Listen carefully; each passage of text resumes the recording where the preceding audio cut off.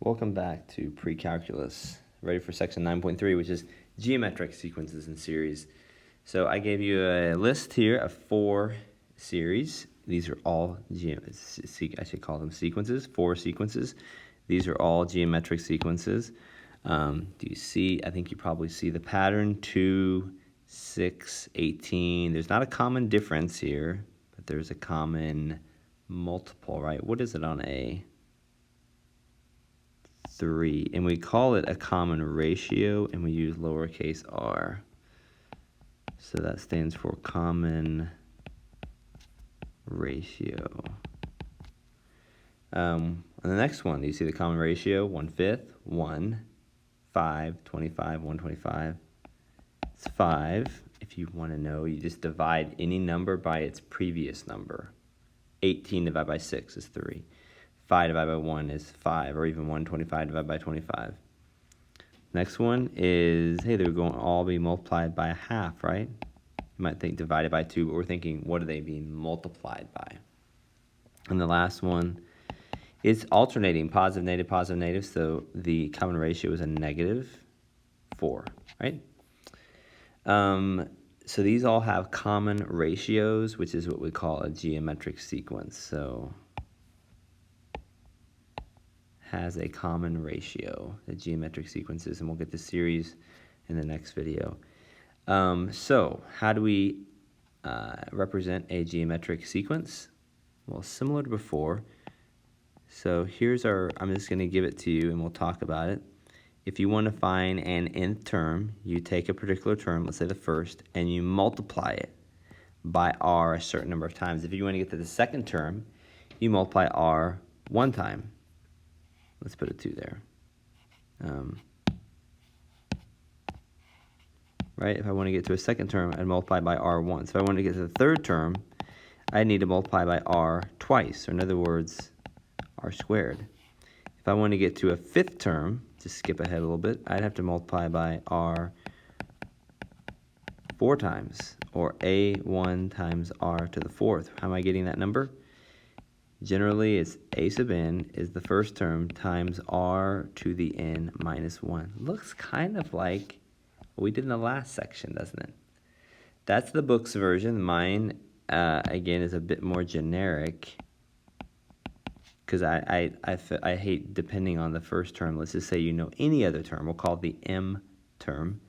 You need to multiply by a certain number of r's. How many? N minus m r's. So this is my geometric navigator formula.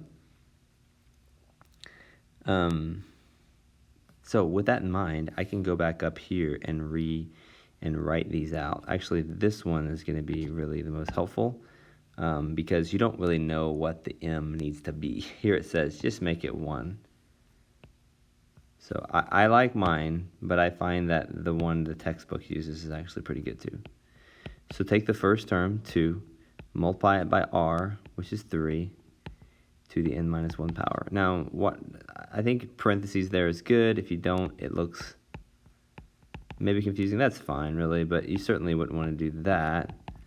You want to make sure you know who's being raised to the n minus 1 power. And that one, they might even be, someone might question it, but technically it's fine. Order of operations allows it. So first term, n to the n minus 1. Now here's an interesting one. I'm going to come back to that one at the end because I could write that a little bit differently. This one, first term, times r to the n minus 1. And finally the last one, ooh, this is kind of weird, 1 times r to the n minus 1. You don't even need the 1 there. You could just write -4 to the n minus 1. So back to this one. What could I do with that?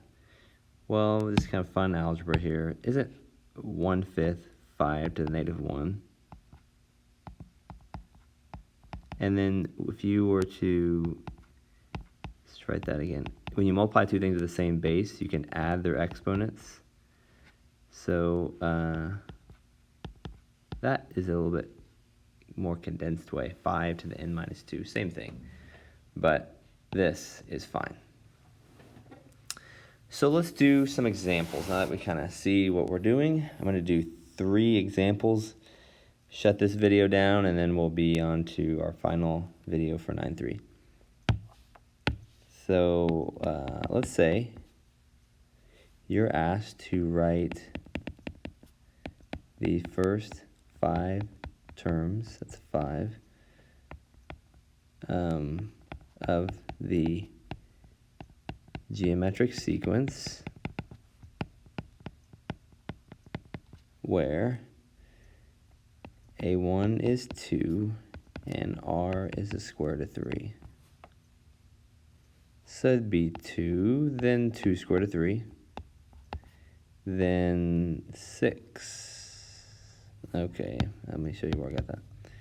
Then 2 square root of 3 times square root of 3, which is 6, right? That becomes 3. And then 2 square root of 3 times square root of 3 times square root of 3. We know that's 6, so that's 6 square root of 3. And finally,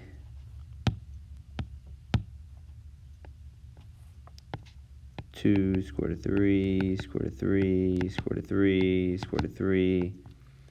That's 6, we already said. That's 3, so this would be 18.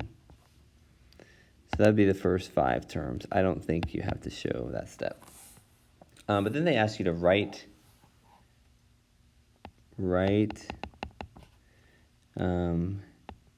nth term as a function of n. So write an equation for this.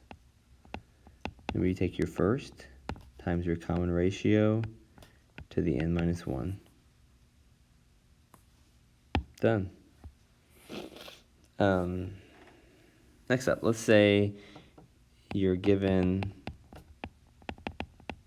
the first term is 1/9, common ratio is 3, and you want the 17th term. What would you do? Well, you'd say, okay, I want 17th term. I know the first, so I need to multiply it by r. How many times? Let me just slow this down. R, 17 minus 1 times. So if you want 17th term, take the first term and multiply it by 3 to the 16th power. And this number, I don't have it here.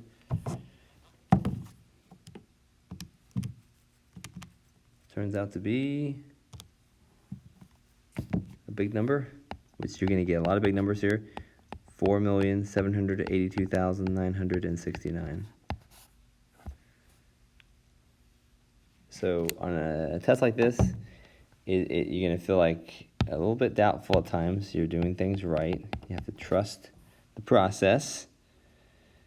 Last one, and so far all of these you could do with the book's formula. This one I think you're really going to be happy that you have my more generic formula.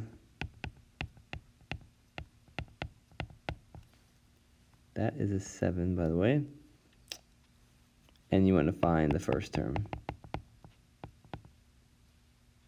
Okay. So you know the third term, you know the 7th term. What are you going to do? First thing, we can find r. So we can use the navigator formula. Let's write that out again.